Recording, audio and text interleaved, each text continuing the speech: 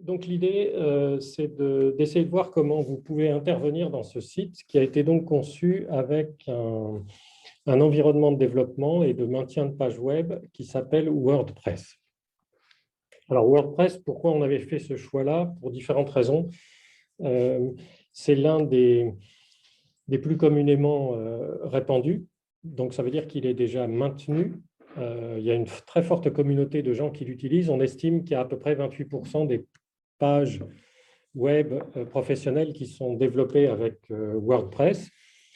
Donc, c'est une communauté très large et surtout, c'est une communauté open source.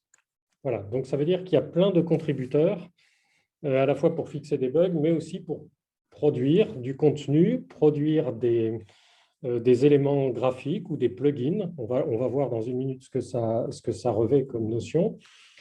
Et donc, c'est largement évolutif. Alors, donc, trois atouts principaux, hein, c'est donc l'accès ouvert, la simplicité d'utilisation. Vous allez voir que ce n'est pas très compliqué et que votre rôle en fait va être facilité. Et une sorte de polyvalence, c'est-à-dire qu'on a la possibilité de créer tout type de site avec cet environnement. Et surtout, on peut éditer tout un tas de contenus de nature différente. Alors, donc, j'imagine que vous avez déjà eu l'occasion de vous promener dans ce site et de regarder un peu sa structure, son architecture. Donc, juste pour vous donner les grandes idées qui étaient derrière, c'est que je ne souhaitais pas avoir de menu avec des sous-menus. S'il y a bien une chose qui m'anime, c'est toujours cette contrainte d'essayer de faire des choses très simples et éviter de se perdre dans tout un tas de hiérarchies. Donc, on a un certain nombre de rubriques en haut qui nous envoient sur des pages qui elles-mêmes vont référencer d'autres pages. D'accord? Donc, le système de menu, en fait, il est simplement à l'intérieur de la hiérarchie ou de la structure des pages qui vont être imbriquées les unes dans les autres.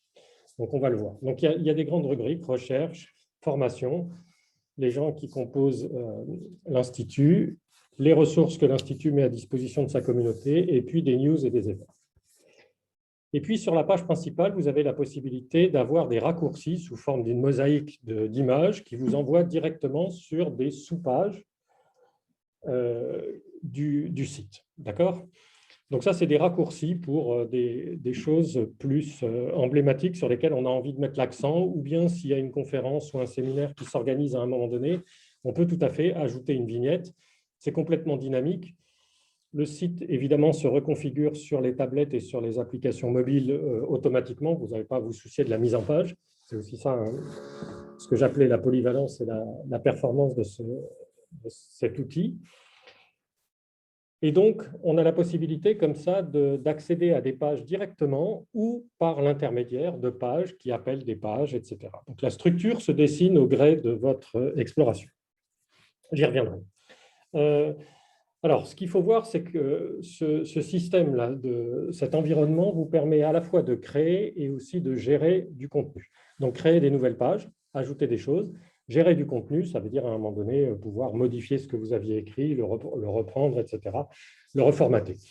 Alors, évidemment, je vais vous encourager à ne pas agir trop sur les pages principales du site, mais plutôt sur les pages qui concernent vos équipes projets. Si vous vous rappelez de la structure, dans recherche, on trouve en fait les projets dits seniors, enfin les équipes projets dites seniors, les équipes dites juniors et puis des actions incitatives.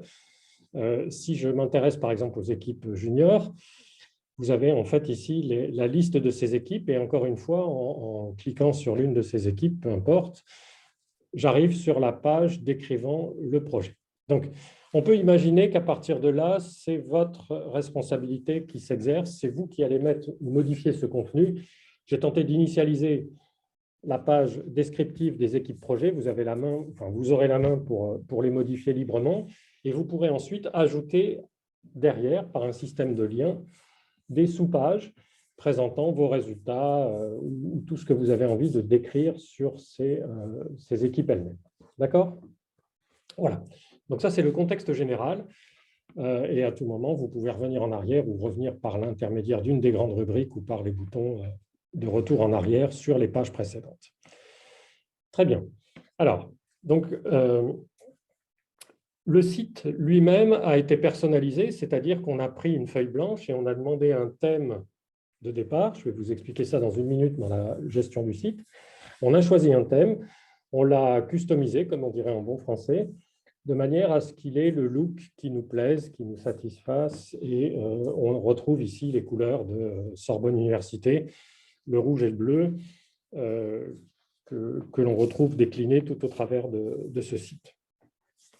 Alors, l'un des avantages pour vous fixer encore le cadre, c'est que ce site est hébergé sur une machine qui est gérée par l'unité de service sac à dos, qui gère les moyens de calcul de l'université, mais sous forme d'une machine virtuelle. Donc, WordPress a été installé, on a construit, customisé, paramétré, disons, le look de ce site, et toutes les données sont donc stockées sur cette machine virtuelle qui elle-même a des sauvegardes, qui est sécurisée, donc ça veut dire qu'on minimise les chances d'attaque. Voilà, donc le site est dans un environnement qui est relativement sécure. Ça, c'est le premier point. Le deuxième point, c'est que quelles que soient les modifications ou les actions que vous aurez sur ce site, rien ne sera irréversible parce qu'on garde en fait l'historique de toutes les modifications qui ont été faites et on peut toujours revenir en arrière. Donc au pire, vous perdez vos modifications. Si on écrase une page, on peut toujours la retrouver dans les historiques et revenir à la version d'avant. Donc il n'y aura pas de drame particulier lié au fait que vous ferez des essais de modification de page. Voilà. Alors, conceptuellement, maintenant, WordPress vous permet donc de gérer le côté graphique, disons la charte graphique d'un côté et le contenu d'un autre côté. Donc, on dissocie le look de la partie contenu. Donc, le look, on l'a positionné, on a choisi arbitrairement cette présentation, cet environnement, cette pagination et ces grandes rubriques. Et donc, vous, votre rôle, ça sera plutôt de contribuer par des nouvelles pages ou des éléments d'information, de contenu à l'intérieur de ces pages. D'accord ? On ne va pas redéfinir en fait le look pour que ça ressemble à autre chose. Ce choix-là a été fait. Alors, chacun d'entre vous a dû recevoir au titre d'une équipe un mot de passe et un compte utilisateur que vous allez pouvoir utiliser en même temps que moi pour essayer de modifier les pages. D'accord ? Alors, là, maintenant, on va rentrer, une fois que vous avez compris un peu cet environnement, s'il n'y a pas d'autres questions tout de suite, ce que je vous propose, c'est de voir rapidement comment éditer, créer du contenu, modifier du contenu, le mettre en ligne, etc. D'accord ? Donc ça, l'adresse qui est en haut, ISCD Sorbonne-Université, si vous cherchez sur Google maintenant avec les deux mots-clés ISCD Sorbonne, c'est normalement le premier site qui sort dans les hits de Google. Donc, il est indexé, de même que le seront automatiquement toutes les pages qui sont en dessous. Alors, pour éditer des pages ou modifier du contenu, ce que vous allez faire, c'est reprendre l'adresse générique du site, donc iscd.sorbonne-université, et à la fin, vous ajoutez /, et là, on va passer en mode gestion du site, donc gestion du contenu. D'accord ? Et on va se retrouver avec une interface qui est un petit peu différente de ce que vous avez vu jusqu'à présent. Et donc, la page d'accès, c'est ADM-ISCD, comme administration-ISCD. D'accord ? Si vous faites ça, vous devez vous retrouver comme moi face à la question, rentrer un nom d'utilisateur et un mot de passe. D'accord ? Donc là, normalement, les noms d'utilisateurs, ça devrait être Origine, Maestro, Formal, si je me souviens bien, avec le mot de passe que je vous ai envoyé. Si ça ne marche pas, on pourra en modifier et changer les mots de passe. Donc, ce que je fais, c'est que je me connecte donc avec mon utilisateur et mon mot de passe, et là, j'arrive dans l'interface qui me permet d'accéder à l'ensemble de la structure et des informations du site. D'accord ? Alors là, on a perdu la notion de site. Maintenant, on a tout ce qui est ce qu'on appelle back-office, tout ce qui est derrière la scène. Et là, vous pouvez absolument tout faire, y compris tout supprimer. Alors, il y a plusieurs niveaux d'utilisateurs. Donc, on a un certain nombre d'utilisateurs qui ont été créés. Et vous voyez que ces utilisateurs, ils ont des titres, des fonctions, disons, des rôles différents. Il y a un administrateur ou deux. Maisu parce que c'est Saccado qui gère notre site et qu'il a besoin de pouvoir mettre à jour des informations, des versions successives de WordPress, etc. Et moi-même qui peut agir sur l'ensemble des pages du site. Vous êtes éditeur, c'est-à-dire juste après l'administrateur, c'est-à-dire que vous avez la possibilité d'éditer toutes les pages du site, d'en créer des nouvelles, d'en supprimer des anciennes, de rajouter du contenu. L'éditeur est quasiment aussi puissant, si on appelle ça puissant, enfin, tout autant de possibilités que l'administrateur, à la différence de il ne peut pas recustomiser tout le site. Changer d'endroit, de répertoire, de localisation, de machine virtuelle, etc. Mais hormis ça, vous pouvez tout reconfigurer. Donc, voilà. Donc, je n'ai pas hésité, mais, mais ça veut dire qu'il faut garder en tête que potentiellement, toutes les actions de delete peuvent avoir une conséquence lourde parce que vous pouvez les appliquer sur l'ensemble des pages du site. Bon, ceci étant, il n'y a pas lieu de se casser la tête. Donc, vous avez tous les droits d'accès sur les pages que vous allez créer ou les pages que vous souhaitez modifier, ce qui vous permettra d'éditer des nouvelles, des news, de créer des nouvelles pages, de mettre à jour des événements qui surviendraient et de pouvoir intervenir, même si ces news ont été créées par quelqu'un d'autre. Alors, voilà, donc ça, c'est la version back-office en fait, de WordPress. Donc, vous avez la possibilité donc, ici de tuner tout le look and feel du site, etc., de dire quel petit logo vous avez envie qu'il apparaisse, etc. Je ne vais pas rentrer là-dedans. Mon rôle va se cantonner à vous expliquer les 3 actions ou les 3 types de gestion de page sur lesquels vous aurez, me semble-t-il, à intervenir tout au moins dans un premier temps. Essentiellement, il y a 3 rubriques qui nous intéressent et ces 3 rubriques sont juste contiguës, ça tombe bien, comme ça vous n'avez pas besoin de chercher longtemps. Les news, la possibilité de créer ou d'éditer des news. Donc ça, c'est des nouvelles qui apparaîtront ici dans la page News et Event, automatiquement indexées dans la page News et Event, ici, chaque fois que vous créez une news. Alors, je vous énonce les rubriques et après, on va regarder en détail comment on fait pour jouer avec et quel impact ça a sur le site. Mais voilà. Donc, la possibilité de faire des annonces sur le site de ce type-là et quand vous cliquez sur cette annonce, vous avez plus de détails éventuellement sur celle-là, éventuellement des liens vers d'autres pages, etc. etc. D'accord ? On retrouve toujours le même système de liens et d'annonces. Donc, première rubrique, les news. Deuxième rubrique, médias. Donc ça, c'est tout ce qui va relever du contenu iconographique. Dans médias, si vous regardez, vous avez toutes les photos des gens qui sont dans les équipes, un certain nombre de documents en PDF, en Move, en Doc. Voilà. Donc, c'est l'ensemble des ressources que vous allez pouvoir appeler à l'intérieur d'une page. Par exemple, si vous voulez faire illustrer dans Research, voilà, ça, c'est une des images qui se trouve dans la photothèque média. D'accord ? Pareil pour ces images-là. Alors, certaines de ces images sont cliquables, d'autres ne sont pas cliquables. Certaines ouvrent des images en grand à l'écran, d'autres renvoient sur un lien du site ou un lien externe au site, etc. Tout va dépendre de ce que vous souhaitez leur faire faire. J'y reviendrai. Voilà, donc vous avez la possibilité d'utiliser ces images, de les appeler dans vos pages, par exemple de mettre à jour votre photo sur votre page, de rajouter évidemment, en faisant Add New, vous avez la possibilité de choisir un fichier dans votre gestionnaire d'ordinateur. Donc là, j'ouvre une fenêtre et je peux choisir un fichier sur mon ordinateur et l'envoyer. Je ne vais pas le faire parce que là, je n'ai pas d'image, mais je le ferai en temps réel quand je créerai tout à l'heure du contenu. Vous voyez qu'ici, la taille maximale des fichiers, pour l'instant, est limitée à 32 mégas par fichier. Donc, l'idée, ce n'est pas de gérer des fichiers démesurément grands. La raison en étant que nous offrons 2 types d'alternatives, enfin, des alternatives, disons, au stockage sur le site. Sur le site, l'idée, c'est d'avoir de l'iconographie qui vient illustrer ce que vous avez fait. Par exemple, une photo qui vient illustrer le texte.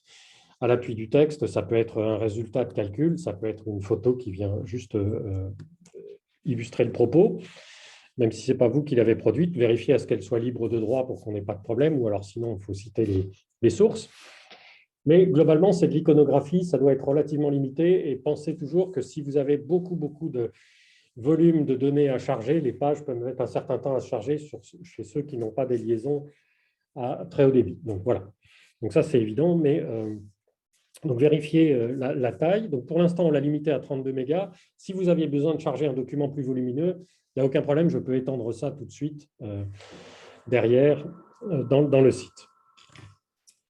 Donc ce que je disais, c'est qu'on offre deux alternatives pour la mise en ligne de documents plus importants. C'est qu'on a un fichier drop.su, donc comme une Dropbox, mais propre à Sorbonne Université, dans laquelle je créerai des répertoires. Alors, je vais voir si je peux la mettre ici. Voilà, donc là, vous avez le Drop.su de l'ISCD, dans lequel vous avez des équipes projet, et chaque équipe projet a son propre répertoire. Et dans ces répertoires, il y a ou il n'y a pas de matériel additionnel. D'accord? Et donc, là-dessus, il y a 100 gigas d'alloués. Donc, on a une volumétrie qui est relativement importante, qui est 100 gigas. Ça vous permet notamment d'échanger, par exemple, des papiers, des documents sur lesquels vous travaillez, etc. Bien évidemment, ces répertoires peuvent être protégés. Sur le site, par exemple, vous avez dans l'intranet qui se trouve ici, le petit cadenas ouvert, on a directement accès à cette Drop.su. Donc, vous voyez que je retombe sur des documents ici dans un sous-répertoire du répertoire Drop.su, dans lequel je mets un certain nombre de formulaires en ligne, des ordres de mission, etc., qui vous permettent de retrouver ces informations. Et puis, on en a d'autres, par exemple ici, les décisions du comité scientifique ou les documents qui nous servent de base de travail pour le comité scientifique, elles, leur accès est protégé par un mot de passe. D'accord ? Donc, vous pouvez imaginer d'avoir dans votre système Drop.su, en dessous de vos équipes, et ça, c'est facilement customisable, mais ça, je pourrais vous l'expliquer le moment venu, la possibilité de donner accès à votre répertoire à un certain nombre de documents en ligne que tout le monde peut consulter et d'avoir un sous-répertoire que vous pouvez créer. Il suffit de créer à ce moment-là, dans les actions à faire sur ce Drop.su, vous pouvez créer un répertoire et donner un droit d'accès restreint à ce répertoire dans lequel vous mettez des documents plus privilégiés que vous réservez, par exemple, aux membres de votre équipe. Pascal, je me permets, parce que là, justement, c'est le nôtre, et je suis en train de regarder, mais j'ai pas l'accès. Je me souviens plus si on avait essayé de donner l'accès l'année dernière et qu'on n'avait pas finalisé. Est-ce que c'est sous la forme d'un cercle, Normalement, ça devrait être ouvert à tout le monde, ça. Alors, je pourrais vérifier les droits d'accès de Drop.su en particulier après pour les différents répertoires. Ok, j'ai peut-être juste pas le... Oui, très bien. Donc, ça je vérifierai. Mais, donc, retenez que sur le site, c'est plutôt de la petite iconographie et peut-être une page de documents en PDF ou un doc ou des choses comme ça. Là, sur Drop.su, vous avez déjà la possibilité de mettre des documents plus volumineux, des rapports, une collection de papiers et des choses comme ça. C'est relativement conséquent puisque vous avez 100 gigas et que pour l'instant, on utilise à peine 400 mégas. Et c'est extensible, bien évidemment. Et puis, on a également sur le site la possibilité d'avoir accès à des ressources plus conséquentes. Dans la partie service ici, vous avez un système de stockage de documents qui, lui, alors, bon, je ne vais pas le lancer ici, mais c'est le serveur NAS que Origin of Speech, par exemple, ou d'autres. Je crois que Maestro a aussi un accès. Et donc là, on a un cloud, pour parler en bon français. Et dans le nuage, vous pouvez déposer des éléments. Donc celui-là, il est bien plus sécurisé parce que chaque utilisateur, chaque membre affilié de votre groupe a son propre login. Et ensuite, vous pouvez choisir de partager tout ou partie des documents qui seront stockés. Et là, on est en train de raisonner avec 8 Tera de stockage en ligne, et voire extensible. Donc, voilà, donc c'est graduel et vous avez vraiment 3 niveaux. Donc, pour synthétiser, la partie iconographie du site, petit document, la partie Drop.su, documents sur lesquels vous pouvez partager des collections de papier ou des documents de travail, et la partie cloud, nuage, tout est accessible par le site, mais la partie nuage, plutôt pour des données, par exemple. Si vous avez production de données importante ou collection de données, c'est là-dessus qu'il faut les stocker. Voilà, pour vous donner une idée de la volumétrie et de l'usage de ces différents dispositifs. Donc, deuxième rubrique, c'était la rubrique médias. Troisième rubrique, la rubrique pages, qui précisément, comme son nom l'indique, concerne les pages du site. Et là, vous avez ce que vous ne voyez pas, en fait, quand vous regardez le site, nécessairement, la structure des pages. Donc, quand vous regardez les pages ici, vous voyez qu'il y a une page qui s'appelle About, qui est là de niveau 1, et qui est effectivement cette page qui apparaît ici dans le menu au niveau 1, d'accord, qui elle-même va vous envoyer sur une page gouvernance, une page partner, une page média, et puis d'autres pages en dessous, voilà, que l'on va retrouver ici. La page contact, la page gouvernance, la page Join Us. Alors, c'est trié par ordre alphabétique, contrairement à la disposition dans la page principale du site. Mais vous retrouvez les sous-pages. Donc, vous voyez qu'il y a un petit tiret indiquant que c'est une sous-page de la page principale About. Voilà. Pareil pour Academics, dans la formation, il y a les cours, formation au long de la vie, les écoles qu'on organise, etc. Bon, là, il y avait un essai que j'ai fait l'autre jour avec d'autres collègues à qui j'ai fait une démonstration de WordPress. Et puis, voilà, vous avez des pages liées à des workshops que vous aviez organisés ou d'autres choses. D'accord ? La page intranet, les pages news et events. En fait, vous retrouvez les pages people de niveau 1. Si je vais voir un peu plus loin, il y aura les pages research, etc. Voilà, la page research, avec des sous-pages qui sont à l'intérieur. Et vous avez ici même un niveau 2 de sous-pages à l'intérieur de ces pages. D'accord ? Voilà. Donc, c'est finalement au travers de ces pages, de ce dispositif page, que vous allez pouvoir tout simplement créer, modifier du contenu, ajouter du contenu et indexer le contenu comme vous voulez. D'accord ? Voilà. Donc, il n'y a pas de grande difficulté. Essentiellement, les trois rubriques qui nous concernent seront news, médias et pages. Bien évidemment, la rubrique page, vous allez créer des nouvelles pages ou modifier des pages existantes en mettant le contenu que vous souhaitez et elles pourront appeler des médias ou faire référence à une news qui aurait été publiée pour renforcer l'annonce, par exemple, d'un séminaire ou autre chose. Voilà. Je pense que toutes les autres rubriques, vous n'en avez pas forcément l'usage actuellement. D'accord ? Alors, parce que bon, il y a la possibilité de créer des nouveaux utilisateurs, de rajouter des plugins, enfin, etc., etc. Pour l'instant, on n'en est pas là. Ça pourra faire l'objet éventuellement d'une session plus avancée si certains ont des besoins qui se font jour, qui sont un peu spécifiques. Mais de ce que j'anticipe, il n'y a pas de raison particulière. Alors, est-ce que vous avez déjà des questions jusque-là? Pas de questions. Donc, c'est relativement simple, c'est cantonné. On a essayé de penser, enfin, quand j'ai construit le site il y a quelques temps, on a essayé de le penser le plus simple possible, c'est-à-dire avec ces pages-là qui subissent le moins de modifications possible. Et à mesure qu'on rentre dans les sous-pages, bon, peut-être des pages qui se modifient, c'est-à-dire que vous tenez à jour les pages de vos équipes, etc. D'accord ? Après, on pourra imaginer d'avoir des raccourcis sur vos équipes directement, comme ici, par exemple, sur Digital Humanity. On n'est pas obligé de passer par Research, projet senior, et ensuite, parmi les projets seniors, choisir les Digital Humanity. On a des raccourcis. C'était simplement pour vous illustrer ça. D'accord ? Voilà. Donc, l'idée, c'est qu'il n'y a pas trop de choses qui bougent dans les premiers niveaux.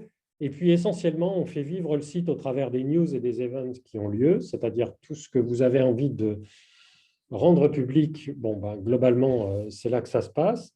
Et puis, mettre à jour du contenu qui concerne vos équipes de recherche. D'accord ?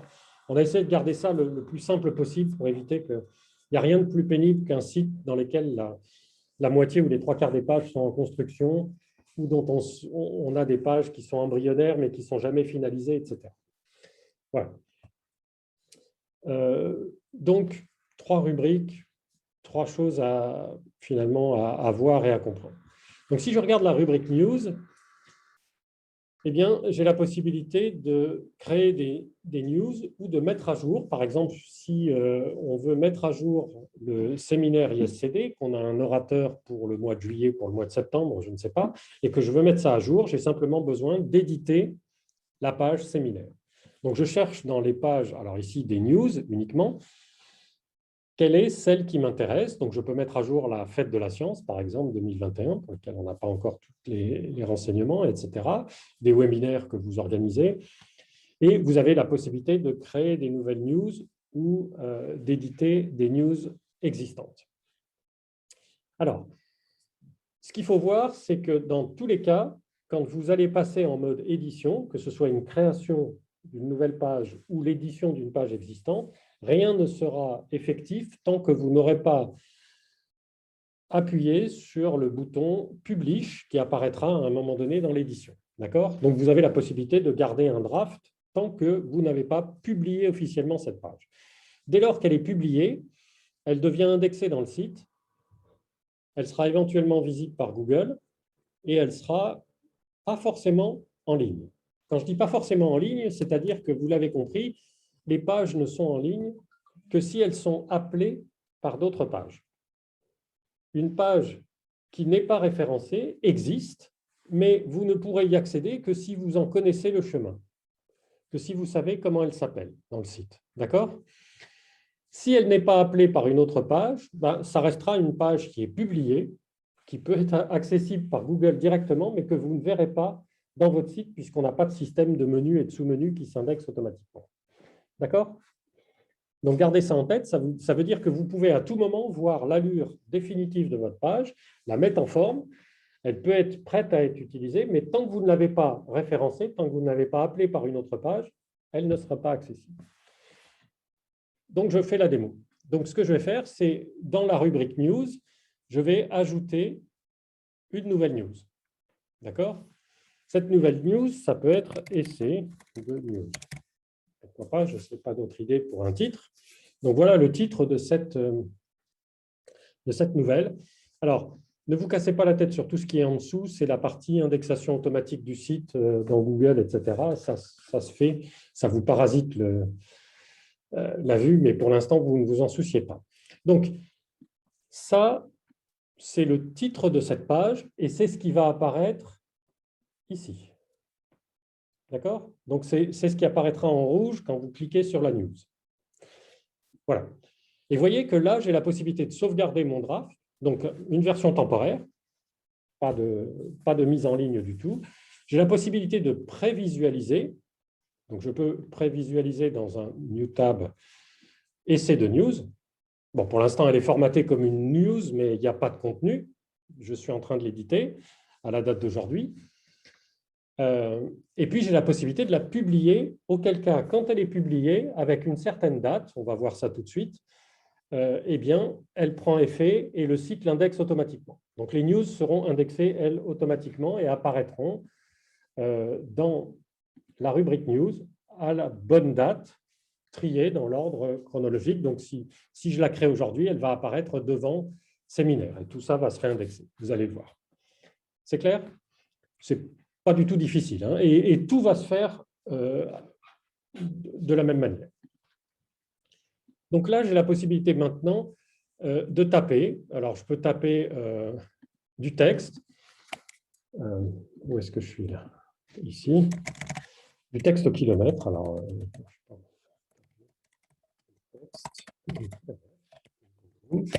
et vous pouvez le formater. Alors, vous avez la possibilité de l'éditer en HTML directement. Donc, pour ceux qui parlent HTML, moi, c'est ce que je fais en général dans les news. Ça me permet assez facilement de changer la couleur d'un texte, d'un titre, etc. Ce n'est pas très difficile. Donc, vous pouvez taper du texte au kilomètre et mettre des...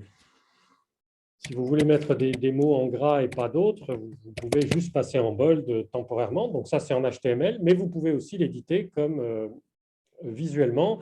Et du coup, ce que j'ai mis en gras, là, vous voyez que c'est un peu plus gras que le reste. Vous pourriez l'éditer en mettant en gras, en mode Word, si on peut se dire. D'accord ? Voilà. Vous pouvez créer des paragraphes, rajouter des images, faire tout un tas d'actions là-dessus, aligner votre texte, insérer des choses. Voilà, vous avez la possibilité de faire plein de choses sur ces news.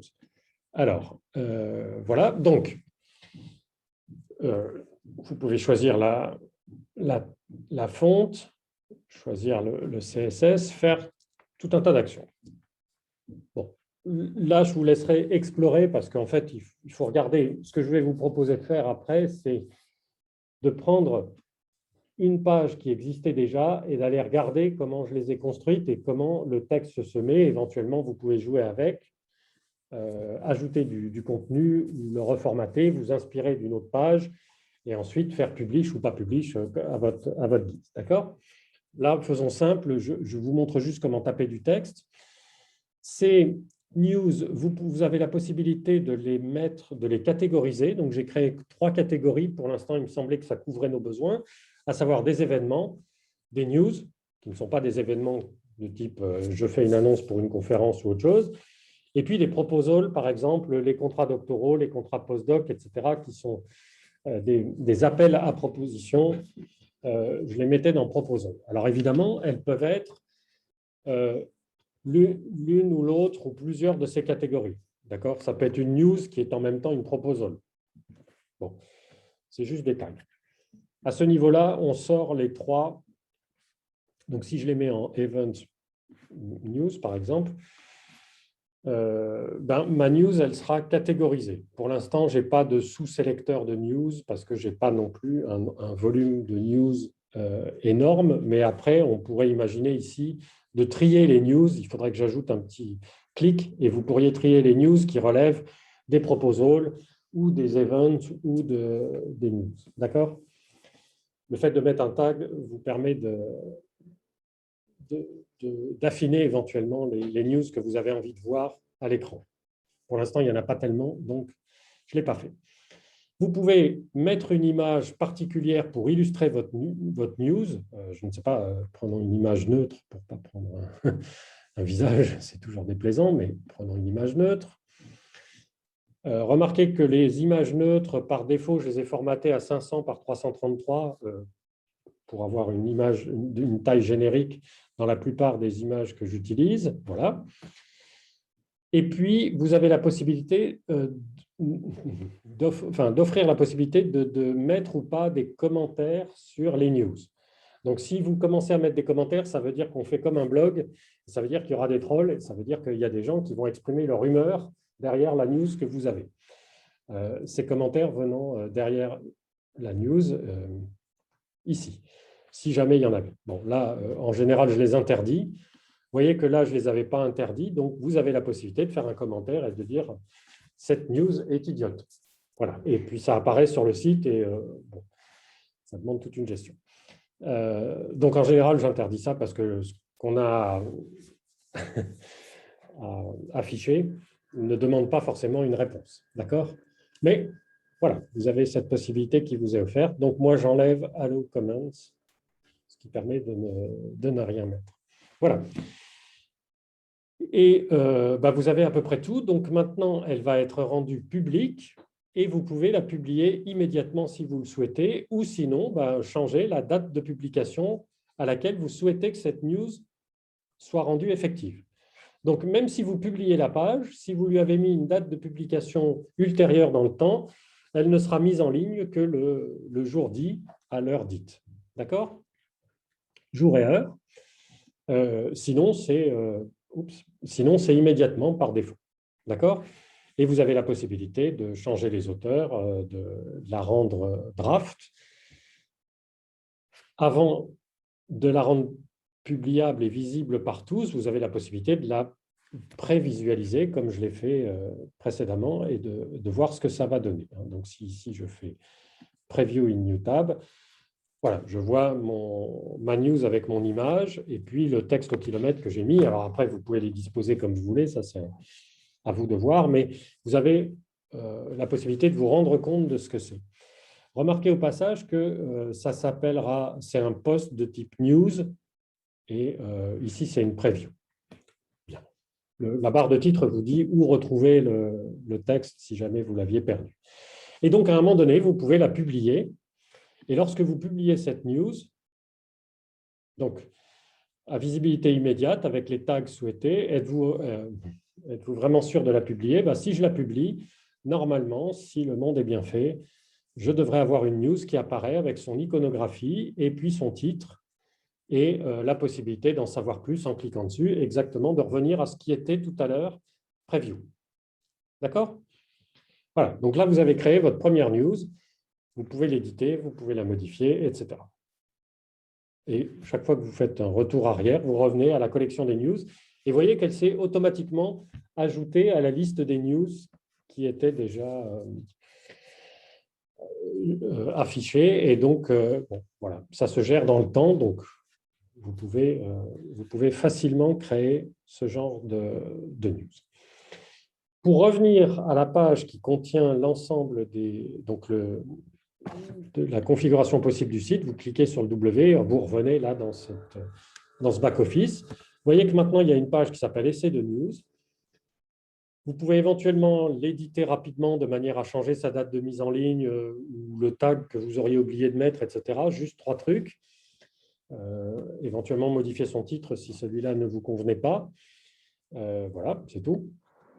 Et vous avez la possibilité, alors soit de la voir view, de vous rendre compte de ce que c'est, et si vous faites bin, alors éditer, bon, ça vous l'avez compris, je repars dans le mode édition et je peux rajouter du texte, la modifier, faire tout ce que vous voulez. Et puis bin, eh bien, pouf, je l'ai supprimé. D'accord? Donc c'est immédiat, il n'y a pas besoin de se prendre la tête, il n'y a aucune crainte à avoir. Vous avez un undo qui apparaît. Si jamais vous avez fait oups, le oups est permis, vous pouvez faire undo, vous récupérez la news, etc. Et dans le site, de toute façon, si vous aviez raté le undo là, vous passez à autre chose, vous vous dites « Ah zut, tout à l'heure, je n'aurais pas dû la détruire, je vais revenir », il y a la possibilité dans le site de revenir en arrière sur toutes les actions qu'on a fait. Message. Et puis, il y a aussi une corbeille, on dirait là, elle doit être dans la corbeille peut-être.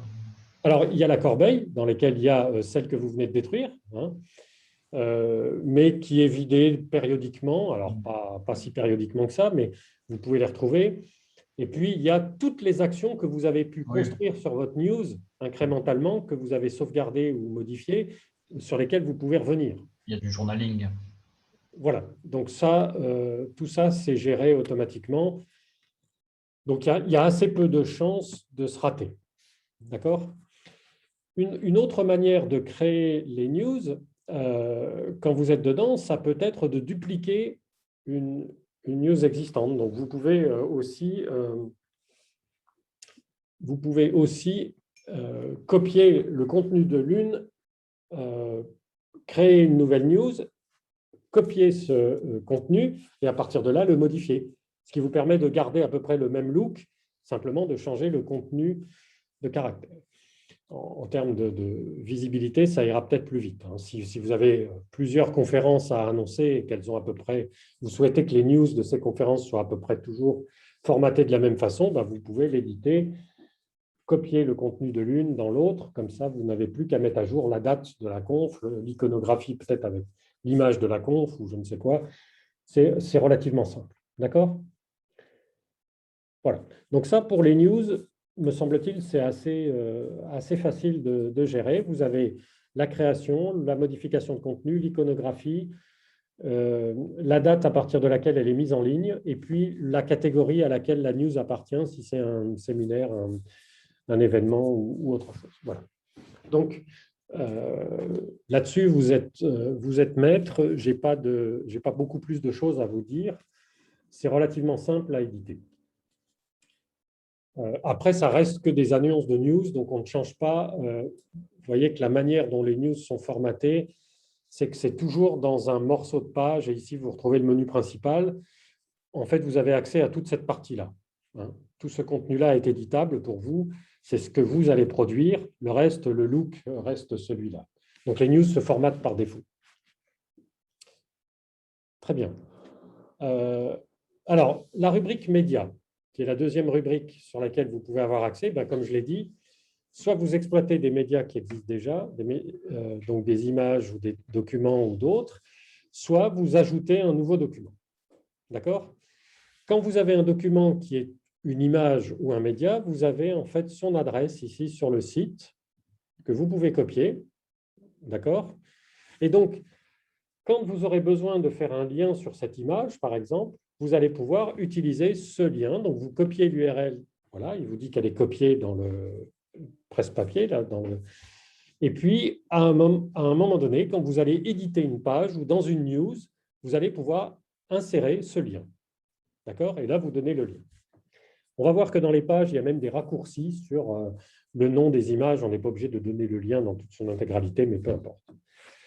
Voilà, donc c'est relativement standard pour récupérer un lien. Le site gère tout ça pour vous. Alors, la photothèque, là, la partie média, n'est pas structurée. Vous avez la possibilité de chercher des images, des audios, des vidéos, des documents, etc. Ça, il le retrouve en fonction du suffixe du fichier. Mais vous voyez qu'il n'y a pas de métastructure dessus. On n'a pas fait des répertoires pour les équipes, etc. L'ensemble de ce matériel vous est accessible. Bon, alors évidemment, il y a les 100 et quelques affiliés de l'ISCD qui ont leurs photos. Donc, ça mange une centaine de vignettes, mais bon, le reste, on n'a pas non plus une iconographie débordante parce que voilà. Et c'est relativement facile. En quelques scrolls, on trouve à peu près ce qu'on veut. Enfin, bon, c'est plus simple de faire comme ça. Si maintenant vous êtes amené à avoir beaucoup d'iconographie, on verra si on structure avec des répertoires ou autre chose. Pour l'instant, ça suffisait. Alors, au passage, attention, ne mettez pas à jour Team, qui est la création des affiliés de l'ISCD. Alors, pourquoi je dis ça? Parce que c'est juste un plugin qui nous permet de mettre automatiquement à jour les personnes ici qui sont triées par catégorie dans le trombinoscope. D'accord? Tout ça se fait automatiquement. Si j'ajoute ou si je change quelqu'un de rubrique, le site se reconfigure automatiquement. Mais la gestion de ce plugin est un tout petit peu pénible dans les shortcodes. Donc, on utilise en fait un mot-clé pour lui dire je veux voir tous les alumni ou je veux voir tous les postdocs ou je veux voir tous les membres du conseil scientifique. C'est la raison pour laquelle ici, vous avez plusieurs rubriques. Ça correspond au tag que j'ai mis, à la catégorie que j'ai créée. Le seul problème, c'est que la gestion de ce plugin, quand je suis sur COS, par exemple, ici, dans les filtres, les gens qui appartiennent à cette catégorie sont déjà sélectionnés, mais si vous oubliez de faire commande, shift, je ne sais pas quoi, vous désélectionnez ceux qui sont déjà là. Et donc, vous perdez.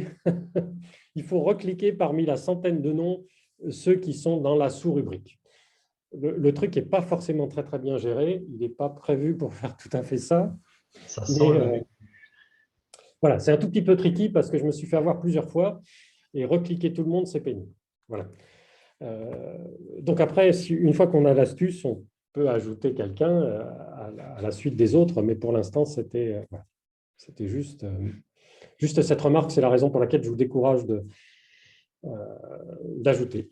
Alors, vous pouvez créer quelqu'un, le mettre dans la bonne rubrique. Ça, je préfère que vous me disiez, j'ai créé 3 personnes de plus, voilà leurs images, j'ai fabriqué les gens, et moi, je les mets dans les bonnes rubriques, si vous le souhaitez.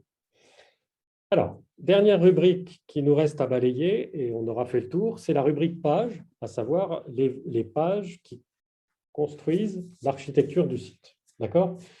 Donc là, toujours le même principe, vous avez la possibilité d'éditer une page existante ou de créer une nouvelle page. D'accord?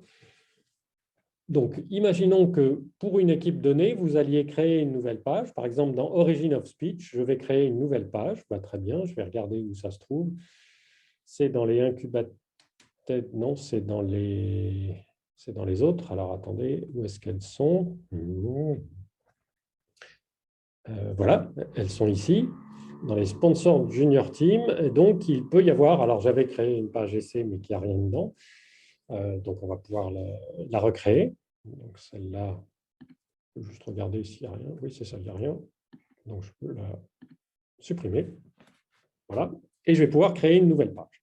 Donc, imaginons que vous vouliez ajouter du contenu derrière votre page pour une des équipes données. Donc, qu'est-ce que je vais faire? Eh bien, je vais tout simplement ajouter une nouvelle page, même combat que tout à l'heure dans Média ou dans News. Add New vous permet de créer quelque chose de nouveau. Voilà. Même look, entre guillemets, que précédemment. Donc, il faut que je donne un titre à cette page. Donc, je vais dire que c'est sous-page, peu importe. Et puis, je vais créer du texte. Alors, je vais vous montrer comment on édite ce texte-là. Donc, ça, vous oubliez ce truc. Mais comment on édite ce texte-là, et on va passer par une astuce qui s'appelle Elementor, et je vais vous expliquer ça. Juste avant, vous avez la possibilité de... alors pareil, hein, vous retrouverez la possibilité de sauvegarder un brouillon, de prévisualiser ce que vous êtes en train de taper et de publier en ligne cette page. Rappelez-vous qu'il n'y a pas mort d'homme si vous publiez, puisque de toute façon, elle ne sera pas indexée par une autre page pour l'instant, donc on ne la verra pas. On la verra que si on connaît son nom. D'accord? Je vais vous faire l'exemple tout de suite. Alors, quelles sont les pages que vous allez créer? Globalement, des pages qui se trouvent dans la partie Junior Team, donc sous Formal, sous Origin of Speech, sous Maestro ou sous Andiamo. D'accord? Donc, imaginons, je prends Maestro. Là, il y a des pages. Je peux tout à fait imaginer qu'à partir de là, j'ai une image ou qu'en cliquant sur l'image, je parte dans une nouvelle page qui est celle que je suis en train de construire. D'accord? Donc, vous voyez que ces pages, elles occupent tout l'écran. Et donc, ce que je vais donner ici, c'est quel template j'utilise pour construire ma page. Eh bien, je vais la construire en plein écran. Et à quelle page par an elle se rattache? Eh bien, elle va se rattacher à la page Research, Sponsor Team, qui doit apparaître ici, Sponsor Junior Team, et puis je vais la mettre sous, alors je ne sais pas, j'ai dit Maestro, je vais la mettre sous Maestro. D'accord? Donc ça, c'est juste parce que comme ça, quand j'aurai la collection des pages, comme on l'a vu tout à l'heure, elle aura un troisième petit tiret qui dira qu'elle est dans Research, sous Sponsor Team, dans le Sponsor Team Maestro, et elle est en dessous. D'accord?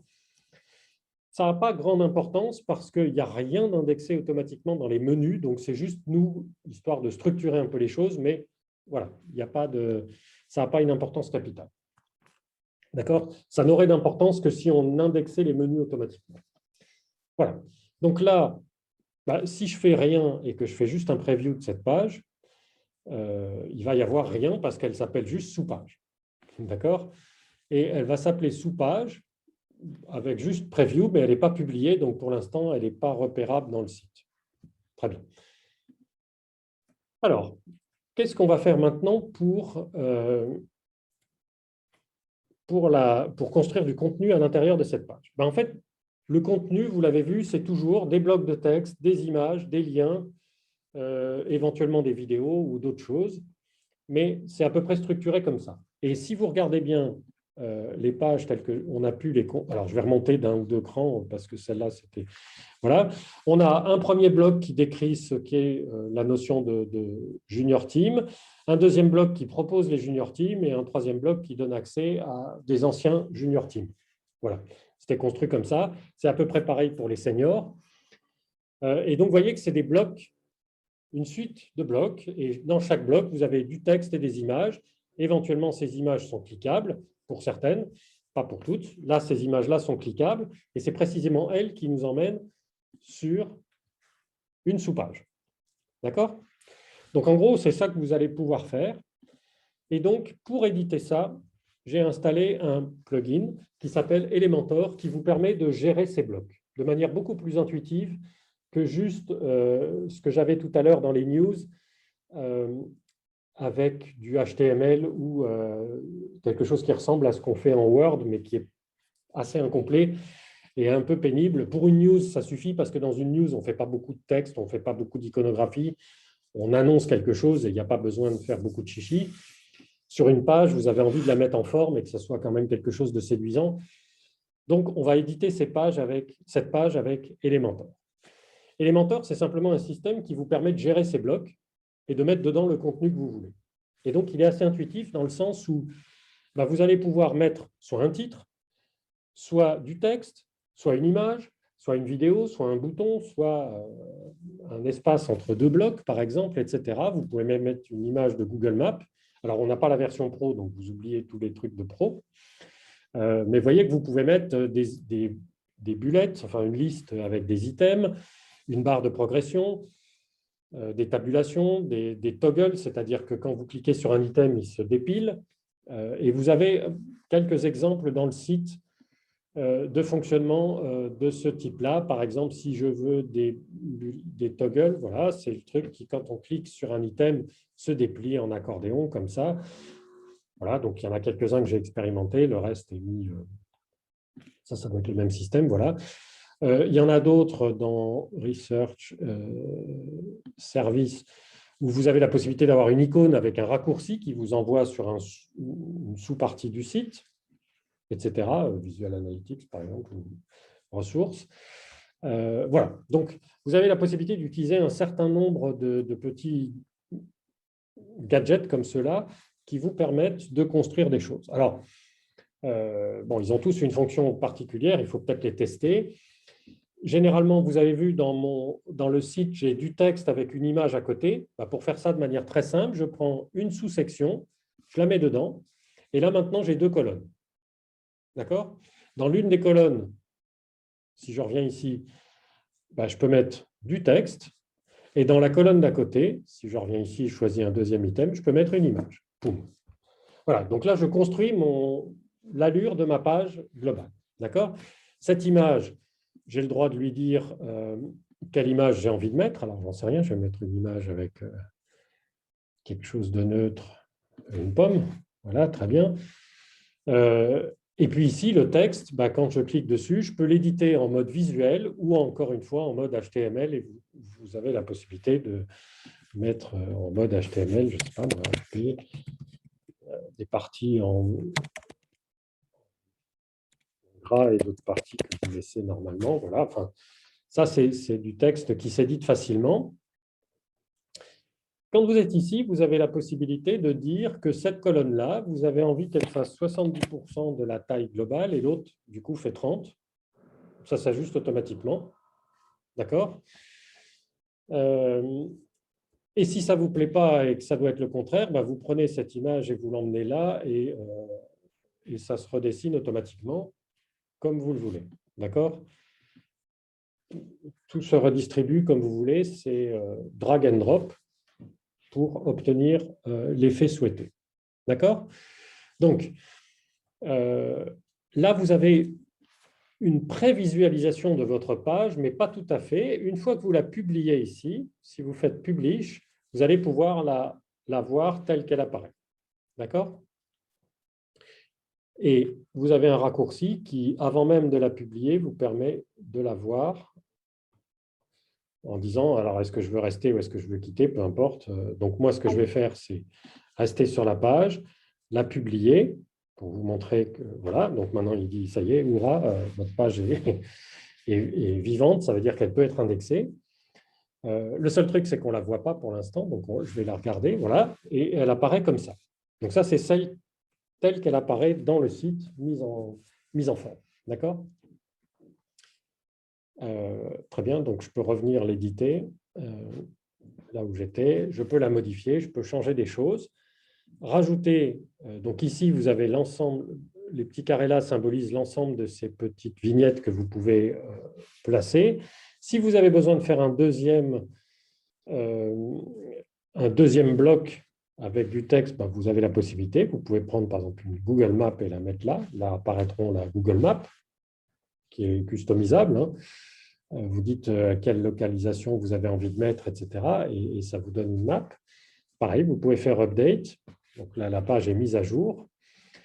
Et puis, je peux revenir en fait à l'éditeur global ici de WordPress et je vais normalement retrouver ma sous-page quelque part. Alors, on va voir où est-ce qu'il a bien voulu me la mettre. Si vous vous souvenez bien, dans un sous-thème, il commence à y avoir beaucoup de pages, mais voilà, et il doit y avoir sous-page, qui est une sous-page de Maestro, qui elle-même est une sous-rubrique des sponsors Junior Team. D'accord? Ce qu'on avait demandé. En revanche, si vous regardez Maestro, ici, dans les sponsors Junior Team, Maestro, ici, je n'ai aucun moyen de voir cette sous-page. Elle n'apparaît pas. D'accord? Donc, comment faire pour la faire apparaître? Eh bien, il suffit que je mette, par exemple, sur cette image-là, donc en éditant la page Maestro,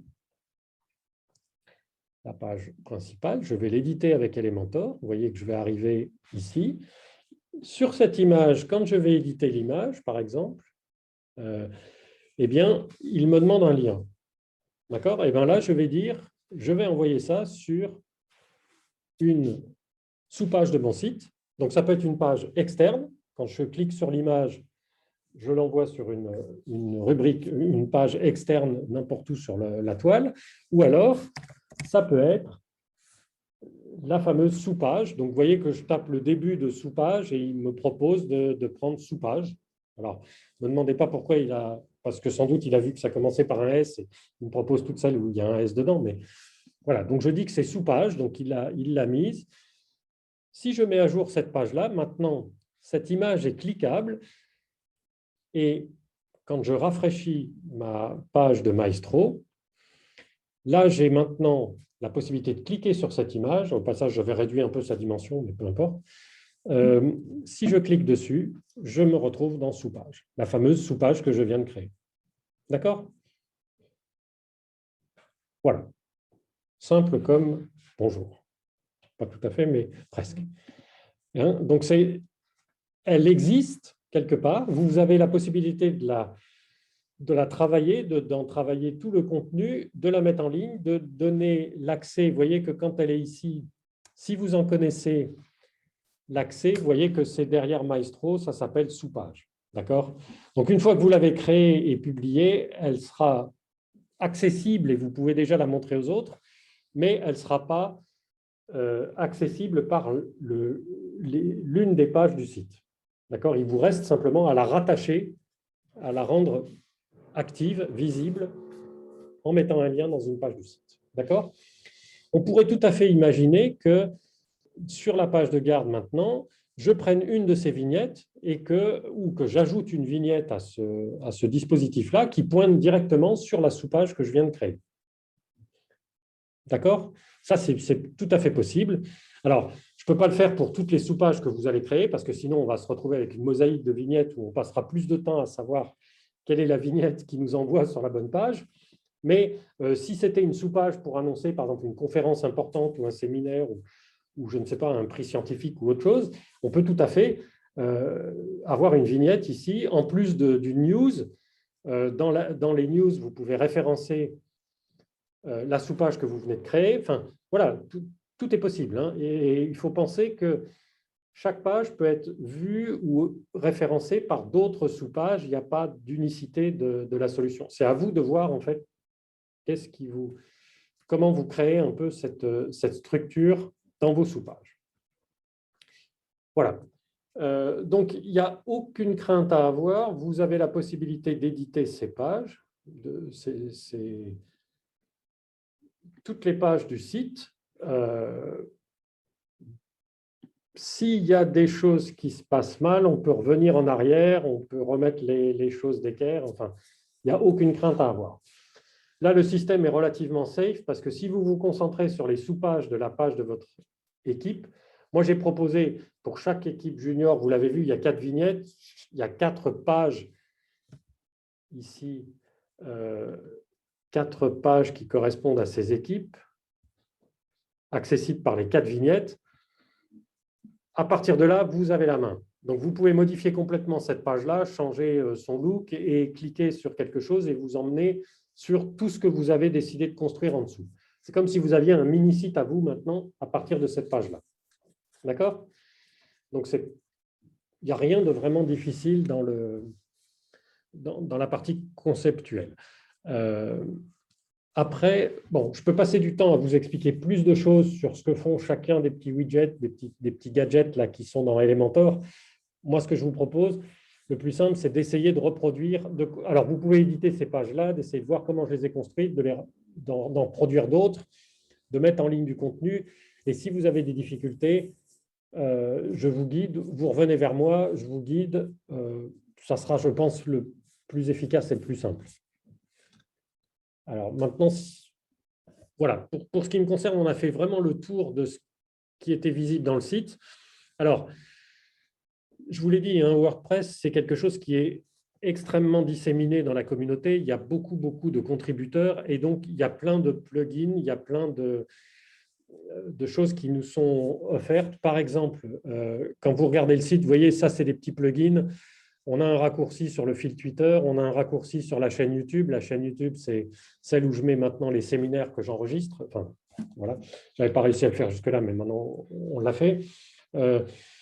Voilà, bon, bah ça, c'est un plugin qui est mis sur le site qui nous permet de faire ce genre de choses. Il y a des plugins pour construire des formulaires, par exemple, d'enregistrement en ligne qui vous envoient un mail automatiquement. Bon, les petites icônes, etc. Le fameux plugin pour construire les teams, enfin, c'est-à-dire la rubrique People, avec la gestion de toutes les personnes. Voilà. Et il y a des milliers et des milliers de plugins. Vous pouvez en ajouter des nouveaux. Alors, il y en a plein qui vous sont proposés dans tous les sens. Voilà. Donc ça, vous avez aussi la possibilité de le faire. Moi, ce que je vous propose, c'est si vous avez besoin d'un plugin qui vous manque pour faire quelque chose de spécifique, parlez-moi parce qu'il est possible que d'autres aient les mêmes besoins et ce serait idiot d'avoir deux plugins différents qui font à peu près la même chose. Parce qu'il y en a, vous voyez qu'il y en a certains qui sont utilisés par plus de 5 millions d'utilisateurs, il y en a d'autres, c'est 300 000, il y en a quelques-uns, c'est plus de 1000. Voilà, donc ce n'est pas toujours facile de discerner, tous ne sont pas compatibles les uns avec les autres, et donc voilà, il faut être un tout petit peu attentif, c'est la raison pour laquelle je ne suis pas trop rentré dans les détails de ces choses-là, mais on peut probablement faire tout ce que vous avez déjà vu sur des sites, c'est constructible sur le nôtre. Reste à savoir juste avec quel moyen on le fait, mais voilà, ça ne devrait pas vous poser de problème. Mais sans rentrer dans les détails, Pascal, tout à l'heure, j'ai quand même vu sur une page, voulez-vous passer à la version payante? J'ai pas compris parce que est-ce que c'est payant pour une partie? Non, il n'y a rien de payant dans tout ce qu'on utilise. Par contre, avec Elementor, par exemple, quand je prends une page et que j'édite une page, par exemple avec Elementor, eh bien, je n'ai pas accès à l'ensemble de ces choses-là. Là, il y a tout ce qui est réservé à la version pro. Ah voilà, pro, voilà, c'est ce que j'ai vu. Donc voilà, si je cache ça, voilà ce à quoi j'ai droit, ce qui est déjà pas mal. Et moi, j'ai construit toutes mes pages avec la version libre. Oui, bien sûr, bien sûr. Donc ça, c'est Voilà. la version pro de Elementor, par exemple. Ouais, par exemple, on peut faire du commerce en ligne, donc gérer les cartes bleues, les machins, les transactions sécurisées. Bon, moi, j'en ai pas eu l'usage jusqu'à présent. Si maintenant on commence à faire des conférences où il y a des droits d'inscription et des trucs comme ça, on peut imaginer qu'on installe le plugin, on peut l'acheter. Chacun de ces plugins coûte entre 20 et 100 euros. Ce n'est pas une fortune, hein. Mais en Mais revanche, WordPress, dans sa globalité, est entièrement gratuit. oui, WordPress est entièrement gratuit. C'est une énorme communauté qui maintient ça. Oui. Et la force de ce truc-là, c'est justement que tous les plugins gratuits sont plutôt bien testés, bien utilisés, etc. Ce qui est payant peut, à un moment donné, décider de changer ses conditions d'abonnement. Enfin, c'est toujours l'éternel débat, quoi. Voilà. Donc, moi, je n'ai pas eu besoin pour l'instant Alors, ce qui n'est pas là gratuit, par exemple, vous pouvez l'avoir sous forme de plugin qui, du coup, vous propose de se substituer à Elementor pour le faire de manière gratuite. Donc, voilà. Encore une fois, hein, on peut vraiment tout gérer, des magasins, des blogs, des sites institutionnels. WordPress est fait pour gérer absolument tout. Évidemment, dans un magasin, vous avez des catalogues et vous pouvez choisir des choses, mettre ça dans un panier, valider votre panier, payer en ligne, etc. Bon, ça, c'est des options qu'on n'a pas du tout, nous, dans le site, et pour l'instant, on n'en a pas eu besoin, mais peut-être que si un jour on a un catalogue de formation et qu'on rentre dans un système payant, on pourra être amené à déployer ce genre de choses. Voilà, mais normalement, vous devriez faire le tour des... Tout ce que vous avez vu dans le site qui est géré sur l'une des pages existantes, pour l'instant, que j'ai déployé, vous pouvez le faire avec exactement ce que je vous ai montré. Il y a texte, image, vidéo, lien sur les choses.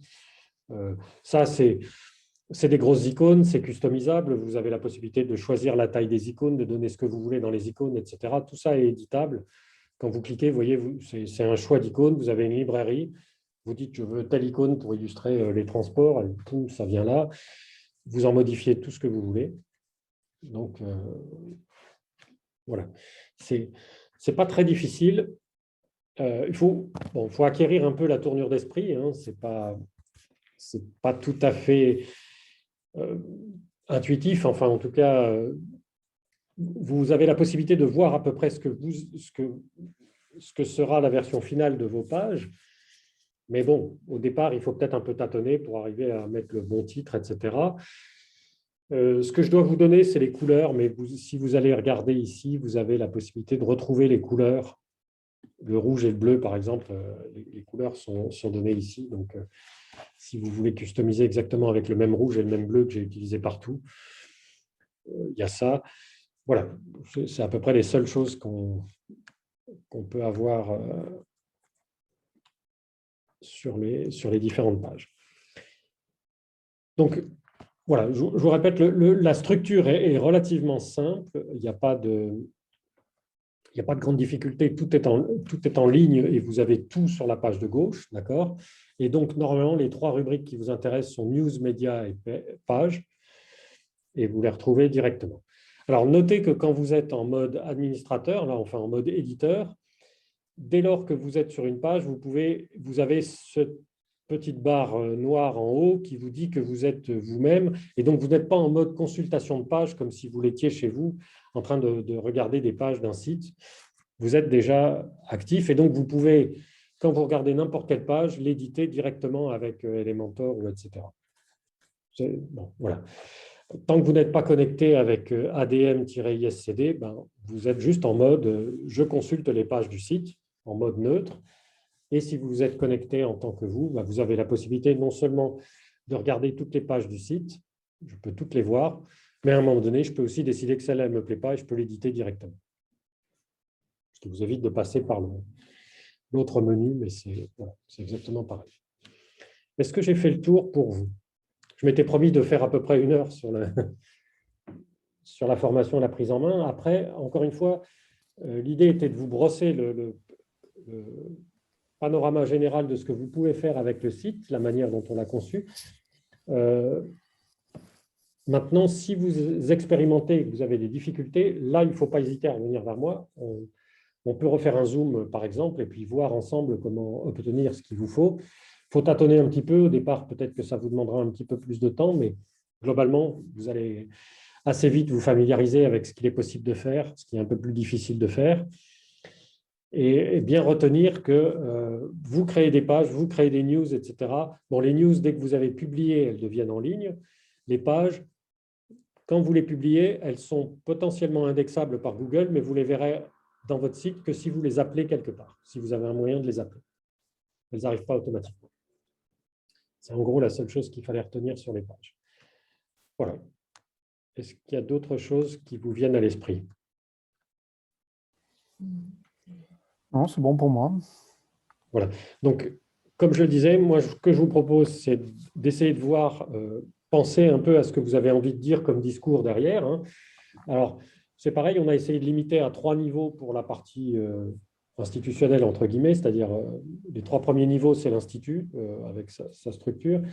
Derrière, essayer de respecter à peu près cette profondeur d'indexation. Vous pouvez mettre pas mal de rubriques en parallèle, hein, des pages de même niveau, mais pour éviter que ça soit très, très profond à un moment donné, parce qu'on finit par perdre la page d'accroche. Voilà. Donc, on estime que 3 ou 4 niveaux, c'est le maximum à peu près qu'on est capable de mémoriser comme structuration du site. Donc, pensez que vous allez construire un petit site sur lequel vous pouvez avoir 3 niveaux de profondeur et autant de niveaux de largeur que vous le souhaitez. Encore une fois, alors il y a juste un dernier point sur lequel j'étais parvenu, mais qui me paraît important, c'est ça. On a la possibilité d'indexer automatiquement dans HAL les dépôts de revues. Donc, quand vous publiez, vous savez que Sorbonne s'est engagé résolument sur la voie de l'open access. Et donc, on encourage à déposer tous les préprints sur HAL. Alors, bon, selon les communautés, ça se fait plus ou moins, mais en tout cas, c'est une démarche volontariste et à laquelle on s'associe. Et l'avantage, c'est que j'avais créé un tampon ISCD sous HAL qui fait que quand vous publiez quelque chose, il est automatiquement mis à jour si vous pensez à lui donner le bon tampon. Donc ici, dans la collection, vous avez un tampon ISCD. Il suffit de le mettre quand vous déposez votre notice que ce soit une prépublie, un rapport de recherche ou quelque chose qui a déjà été publié dans une revue, puisque maintenant, avec la loi République numérique, il n'y a plus d'embargo sur le fait qu'on a le droit de mettre des papiers qui ont été publiés dans des revues payantes. Et l'avantage, c'est que ça nous donne accès à tout de suite l'ensemble des publications de l'Institut. D'accord ? Donc, on a la possibilité de consulter tous les dépôts de l'Institut. Et ça, si on veut faire rapidement le tour de ce qui est, de ce qui a été déposé, c'est quand même très pratique. Voilà. Et ça, c'est automatique dès lors que vous le mettez, dès lors que vous mettez votre préprint dans HAL, pensez à rajouter ce petit tampon ISCD. Alors, pour certains auteurs, il l'extrait automatiquement, mais pas pour tous.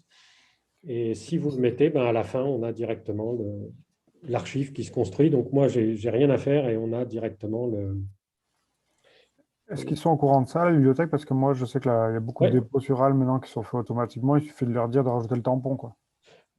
Ah, alors, la bibliothèque peut le rajouter sur des anciennes revues qui n'auraient pas été mises. Hein, mais là, par exemple, les papiers que vous allez sortir dans le contexte de ces équipes, bah, quand vous mettez le préprint, vous rajoutez le tampon. Oui, mais comme c'est eux qui les déposent souvent maintenant, directement. Oui, ben, il suffit de leur dire de mettre le tampon ISCD. Ils sont au courant. On est passé sur un certain nombre de revues pour revenir sur se réapproprier les choses. Mais par exemple, on trouve des thèses, on trouve des préprints, on trouve des actes de conférences, on trouve des publications dans des revues. On trouve absolument tout. Et c'est intéressant parce que quand on nous demande ce qu'on a publié dans le contexte ISCD, là, c'est constitué automatiquement. Il n'y a pas besoin d'aller demander à chacun. Si le travail est fait en amont, ça va très vite, quoi. Alors évidemment, ça c'est HAL. Je sais que d'autres communautés utilisent Archive ou d'autres systèmes de dépôt. On pourrait imaginer de faire pareil. Archive ne donne pas la possibilité de réindexer aussi facilement pour moi dans le site les choses, mais bon, ce n'est pas très grave. Donc voilà, c'est juste quelque chose auquel il faut penser, mais ça nous simplifie la vie ensuite quand on fait le bilan de ce qui a été publié dans le contexte de nos équipes. Voilà.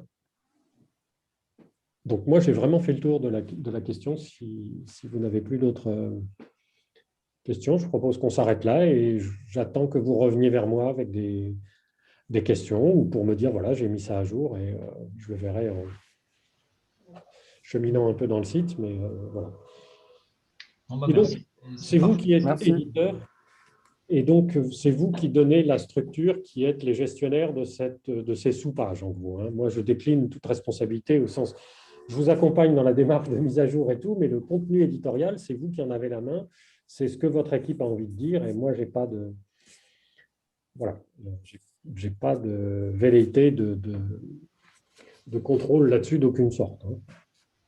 Mettez ce que vous pensez être intéressant. Je vérifie en parallèle que sur DropSU, vous ayez accès à votre système, enfin votre sous-répertoire d'équipe. Et puis après, vous pourrez en créer d'autres dessous.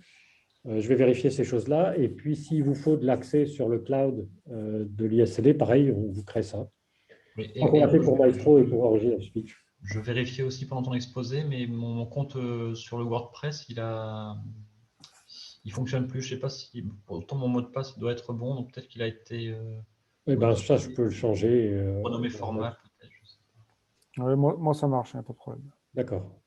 Donc ça, après, c'est justement dans les utilisateurs ici, je peux tout à fait réinitialiser. Je ne sais plus où il était, mais bon, peu importe, je peux réinitialiser. J'avais donné quel compte? Moi, j'avais Sarel, c'est juste mon nom de famille, mais on dirait qu'il est...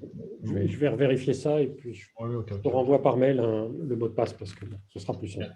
Super. OK. Juste une précision, Pascal, pour les news, Oui. tu veux qu'on t'informe quand même peut-être avant qu'on soit bien coordonnés là-dessus, non? Alors, de toute façon, on va le voir quand c'est mis en ligne, mais enfin, bon, là, j'ai fait par exemple une news séminaire. Celle-là, j'édite cette page et je rajoute sous forme du tableau là, les news successives, enfin les intitulés et les orateurs successifs du séminaire. Quand je l'édite, voilà. Donc, j'ai juste besoin de rajouter quelque chose dans ma table. Voilà. Maintenant, si c'est une news de votre équipe, vous avez le droit de la publier comme une news. Je n'ai pas forcément j'ai pas forcément de droit de regard là-dessus. Enfin, c'est une news que vous portez à la connaissance. Vous êtes assez en capacité de dire si ça concerne l'ensemble de la communauté ou pas. Donc, ça, c'est simplement des news qui sont sur le site et elles ont une durée de vie illimitée dans le site, c'est-à-dire qu'elles ne disparaissent jamais pour l'instant parce qu'on n'en a pas des tonnes et les nouvelles se mettent toujours en premier ici dans cette liste. Hein. Voilà. Donc, d'accord. Non, j'avais l'impression que c'était plus institutionnel, tu vois, comme information par rapport aux pages liées à chaque équipe, mais d'accord, ok. Non, vous pouvez tout à fait. Alors, encore une fois, hein, c'est une news qui sera visible par tout le monde à ce niveau-là. Donc, ça veut dire que si vous avez un séminaire, un groupe de travail ou je ne sais pas quoi propre à votre équipe, mais que vous avez envie de l'ouvrir, vous pouvez la mettre sur une news ici. D'accord. Si vous ne voulez pas que les gens déboulent, il ne faut pas la publier ici parce que là, elle sera visible potentiellement de quiconque regarde le site ISCD. OK. Hein? Après, moi, je passe par des mailing lists pour le séminaire, le colloquium ou les groupes spécifiques, les team leaders, enfin, tout ça, j'ai des mailing lists à côté. Mais voilà, si vous organisez un webinaire ou le webinaire de Formal a dû être organisé, ben voilà, on en trouve la trace ici en février 2021. Donc, il était publié plus largement, quoi. Ça dépassait le contexte de l'équipe. C'est organisé par l'équipe, mais ça concerne un public plus large potentiellement. D'accord. OK. Voilà. Merci, c'était très clair. Ce qu'on peut faire, moi, je peux le doubler d'ici une news dans le calendrier, mais qui est en gros la même chose. Enfin, ça a presque la même vue. Pareil, la gestion de ce truc-là est un peu difficile. Donc, du coup, si vous avez envie que ça apparaisse ici aussi comme un petit point sur le calendrier quand on regarde, eh bien, je peux tout à fait le faire. Je rajoute la news. C'est pareil, elles sont indexées par les mêmes catégories que les autres. C'est simplement qu'elles apparaissent ici sous forme d'un calendrier, alors qu'en haut, elles apparaissent comme ça. Bon. On peut faire ça facilement. Voilà. OK. Parfait. Très bien. Donc, je vous propose qu'on s'arrête là. Et puis, j'attends que vous reveniez vers moi si vous avez des difficultés ou si vous avez des questions à me poser plus spécifiques, comment faire telle ou telle action, ou comment faire des choses, ou si vous avez fait un « oups » malencontreux, voilà, c'est possible, on peut revenir en arrière. Merci. Normalement, il n'y a pas de souci, il n'y a pas de difficulté. Et si vous travaillez sur vos pages, il n'y a aucune chance que vous allez déstructurer quoi que ce soit. Mais encore une fois, s'il y a des choses que vous repériez sur une page de niveau, disons, institutionnel, ISCD, inspirez-en vous et déclinez-le dans votre page à vous. Enfin, il ne faut pas réinventer l'eau chaude, il faut s'inspirer des choses, copier le contenu et le modifier. C'est peut-être la meilleure façon de progresser.